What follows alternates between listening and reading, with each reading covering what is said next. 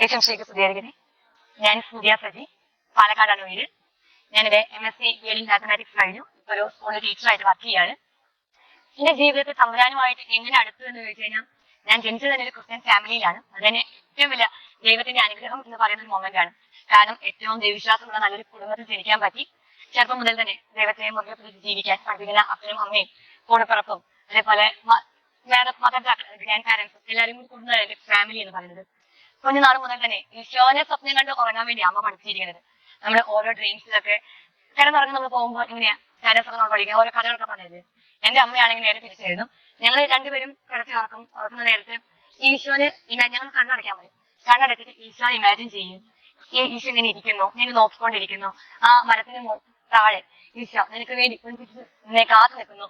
ആ രീതിയിലൊക്കെ ഓരോ ഡിസ്കഷൻ ഈശോയുമായിട്ട് ഒരു ഡ്രീം ആയിരിക്കും. നമ്മൾ രാവിലെ നീക്കുന്ന മൊമെന്റ് വരും അതൊരു ഡ്രീം ആയിട്ട് നമ്മുടെ മൈൻഡിൽ നടക്കുന്ന രീതിയിലായിരുന്നു അമ്മയുടെ ആ ഒരു വിഷയം എന്ന് പറയുന്നത്. ആ രീതിയിൽ ഈശോയുടെ സ്വപ്നം കണ്ട് ഈശോയുമായുള്ള ജീവിതം സ്വപ്നം കണ്ട് അറിയായിരുന്നു ഓരോ കാലഘട്ടങ്ങളിൽ.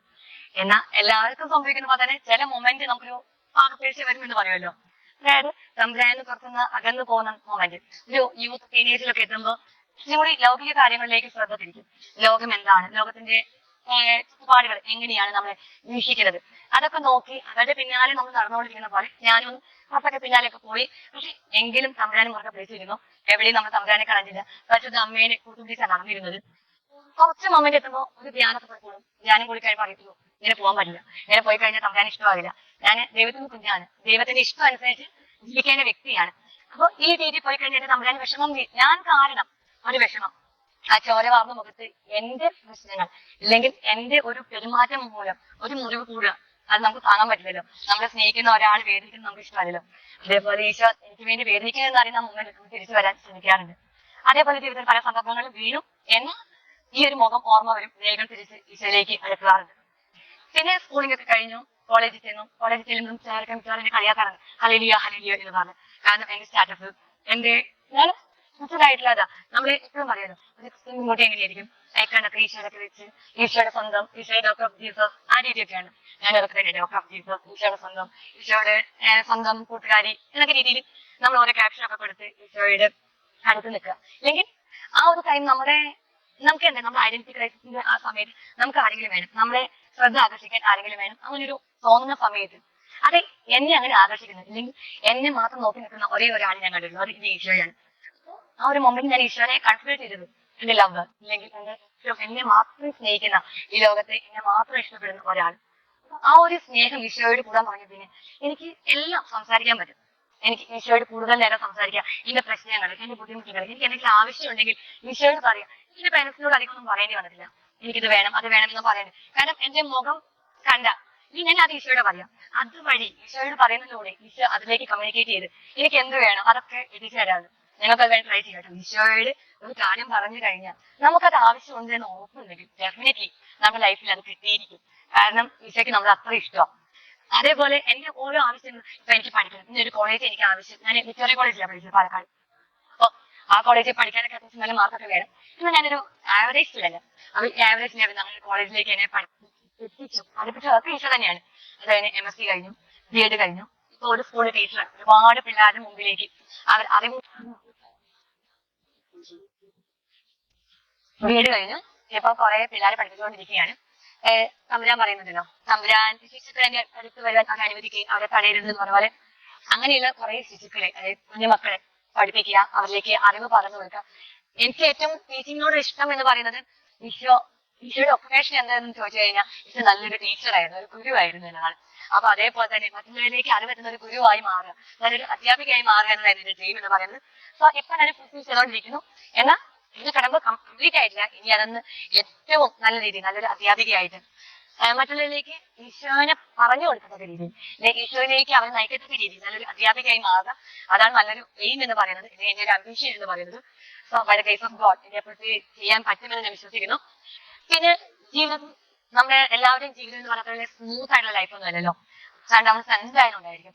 അതേപോലെ എന്റെ ലൈഫിലും ഒരുപാട് അപ്സ് ആൻഡ് ഡൗൺസ് ഉണ്ട്. പക്ഷെ ഈ അപ്സ് ആൻഡ് ഡൗൺസ് ഒക്കെ ഞാൻ ഓരോ ഡൗണും കാണുന്നത് എന്റെ തമ്പുരാനിലേക്ക് അടുക്കാനുള്ള ഏറ്റവും നല്ല മൊമെന്റ് ആയിട്ടാണ്. കാരണം നമുക്ക് എല്ലാം അവൈലബിൾ ആണ്. എന്റെ അടുത്ത് എല്ലാ സോഴ്സസും ഉണ്ടെങ്കിൽ നമുക്ക് അതിന്റെ ആ ഒരു ആവശ്യകത അല്ലെങ്കിൽ എന്തിനാണ് അതിന്റെ ഇമ്പോർട്ടൻസ് എന്ന് നമുക്ക് അറിയാൻ പറ്റില്ല. പക്ഷെ നമുക്ക് കിട്ടാത്ത സാധനം നമുക്ക് കഷ്ടപ്പെട്ട് കിട്ടുക, അല്ലെങ്കിൽ നമുക്ക് ദൂരെ ഇരിക്കുന്ന സാധനം നമ്മൾ നടന്നു പോയിരിക്കണല്ലോ. അതേപോലെ ആ നടന്നു പോയിരിക്കുമ്പോൾ ഇരിക്കുന്ന എഫേർട്ട്, ആ ഒരു എഫേർട്ട് വഴി നമുക്ക് ആ സാധനം കിട്ടുമ്പോൾ അതിനൊരു സന്തോഷമുണ്ട്. അതേപോലെ ഓരോ സാധനങ്ങളും ജീവിതത്തിൽ വരുമ്പോൾ തമ്പുരാന്റെ സ്നേഹം കൂടുതൽ അനുഭവിക്കാൻ പറ്റും. പണ്ടൊക്കെ ഞാൻ പറയാറുണ്ട്, ഈശോ നിന്റെ സ്നേഹം എനിക്കറിയാം, എനിക്ക് ഒരുപാട് സ്നേഹം കിട്ടണം, ഒരുപാട് സ്നേഹം അനുഭവിക്കാൻ പറ്റുമെന്ന് പറയാറുണ്ട്. നിങ്ങൾ പറയണ്ടാവും, അതേപോലെ ഞാനും പറഞ്ഞിട്ടുണ്ട്.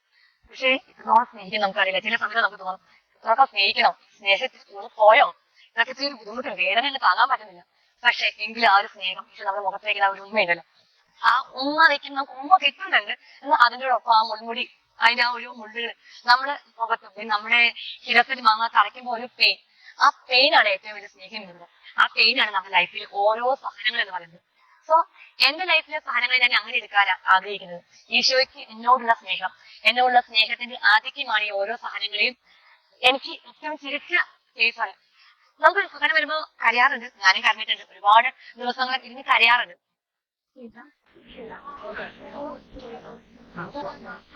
സഹനങ്ങൾ എല്ലാവരുടെയും ജീവിതത്തിൽ ഉണ്ടാവും. അതേപോലെ എന്റെ ജീവിതത്തിലും സഹനങ്ങൾ ഒരുപാട് കടന്നു വന്നിട്ടുണ്ട്. എന്നാൽ ഈ സഹനങ്ങളൊക്കെ ഓരോന്ന് വരുമ്പോ നമ്മള് കിടന്ന് കരഞ്ഞ് നിലവിളിച്ച്, അതെ യൂഷ്വലാണ്, നമ്മളൊക്കെ മനുഷ്യരല്ലേ, നമ്മളൊക്കെ ജീവിതത്തിൽ ഉണ്ടാവാറുണ്ട്. ഓരോ ബുദ്ധിമുട്ടുകളൊക്കെ വരുമ്പോൾ ഇരുന്ന് കരയാറൊക്കെ ഉണ്ട്. പക്ഷെ ആ കരച്ചിലൊക്കെ സമയത്തും തമ്പുരാന്റെ മുമ്പിലാകുമ്പോ നമ്മുടെ വിഷമങ്ങള്, നമ്മുടെ കണ്ണീര്, അത് ഏറ്റവും നല്ല തമ്പുരാന്റെ മുമ്പിലാണ്.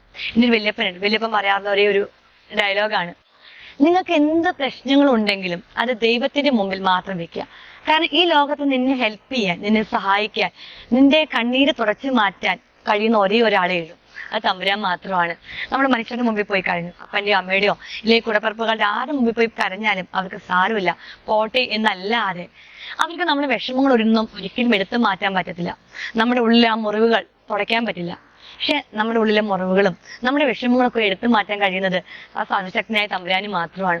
കാൽവരിക്കുരിശിൽ നമുക്കായിട്ട് ജീവത്യാഗം ചെയ്ത നമ്മുടെ ഈശോയ്ക്കല്ല വേറെ ആർക്കെങ്കിലും അത് ചെയ്യാൻ പറ്റുമോ? ഒരിക്കലും പറ്റത്തില്ല.